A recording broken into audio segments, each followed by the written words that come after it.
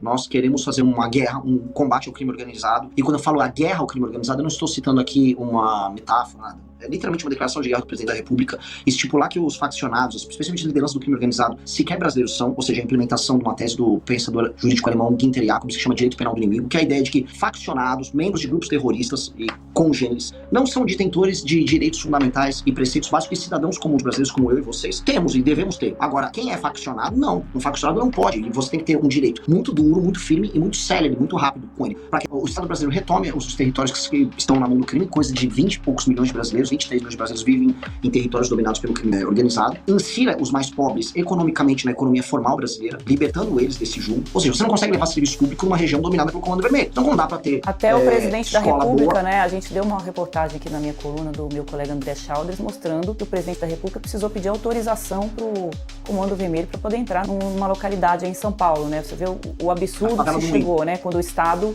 reconhece, né, que ele não manda mais naquele lugar, e se o presidente da República precisa pedir autorização, chegaram a esse ponto, imagine o cidadão que mora ali, né? Exatamente, e assim, isso aconteceu na favela do Moinho, aqui em São Paulo. Praticamente é um lobby, não praticamente, né, assim, alguns jornalistas estão denunciando isso faz tempo, né, que é um lobby muito claro com ONGs e com instituições que já estão atuando no Poder Legislativo e no Poder Executivo para cuidar dos interesses carcerários dessas facções. Então, o nível de infiltração, eu gosto de falar assim, existe a infiltração horizontal, que é a territorial. Você olha o mapa de maneira horizontal aqui e você vê as áreas do Comando Vermelho, ADA, PCC, etc. E qual é a infiltração vertical? É nas instituições. Comando Vermelho entre instituições no Rio de Janeiro. Já agora, o PCC, todo mundo sabe que tem promotor que tem relações estranhas com o PCC, você tem políticos com relações estranhas com o PCC tá tentando infiltrar juízes para prestar concurso. Todo mundo sabe que o PCC tem uma estranha relação com o Porto Santos. Então, essas coisas acontecem aqui e esses caras têm que ser extirpados da vida do convívio brasileiro. E o termo tem que ser extirpado, ou presos, ou mortos em conflito, como tem que fazer com qualquer organização que é terrorista. Tu prender um ator é a ideia de que sim, você só vai combater faccionado ou prendendo, ou, se ele resolver revidar, levando a óbito. Não existe outra forma de enfrentar um grupo terrorista ou uma facção criminosa. Porque essa ética é uma ética muito pior. É uma ética que uma menina que vive numa comunidade, numa favela, se uma menina bonita chama a atenção de um traficante, o destino dela não será muito bacana se ela tiver uma opinião própria sobre isso.